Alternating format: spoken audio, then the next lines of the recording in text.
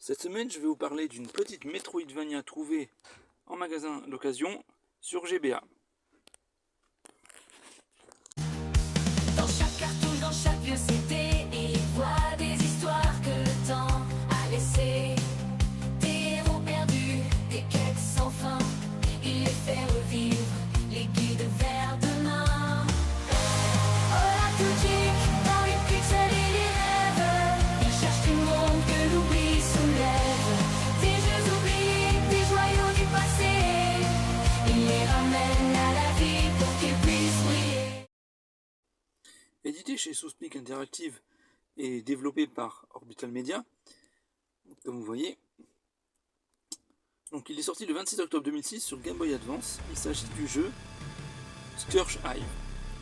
Petit jeu d'action à la Metroidvania qui est plutôt sympa, dans lequel on y incarne un chasseur de primes, Genosa Arma, chargé par l'armée de récupérer des documents dans le laboratoire d'une planète inconnue appelée Inos. Déjà l'intro, la musique, ils sont vraiment sympas. Alors, cette chasseuse de primes comprend par la suite qu'elle doit détruire la source d'un virus nommé le Scourge. Elle va devoir lutter pour le détruire et également s'échapper de cette planète, car les seuls vaisseaux opérationnels sont isolés et protégés par ce virus. Donc là je vous laisse écouter un petit peu la musique d'introduction qui est plutôt sympa.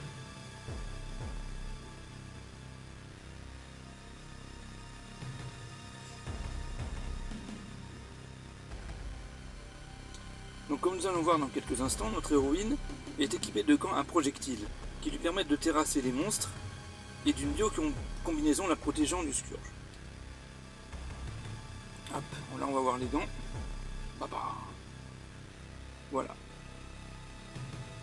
Donc là ils expliquent que son objectif prioritaire est de survivre parmi la technologie, parmi les différents endroits que nous allons connaître dans l'aventure.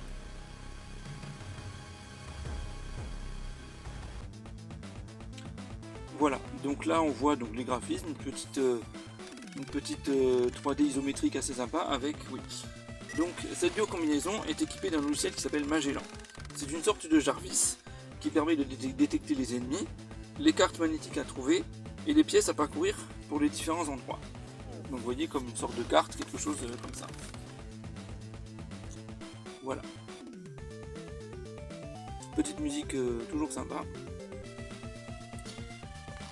Donc là on peut voir que donc là, la barre d'HP qui est en haut à gauche en fait, elle est petite mais elle s'agrandit au fur et à mesure de notre aventure et elle se régénère après la mort de chaque ennemi. Chaque ennemi qui bien sûr selon les niveaux qui vont augmenter sera différent et donc des armes seront adaptées. Donc la barre bleue que vous voyez, donc c'est notre arme biologique qui se recharge.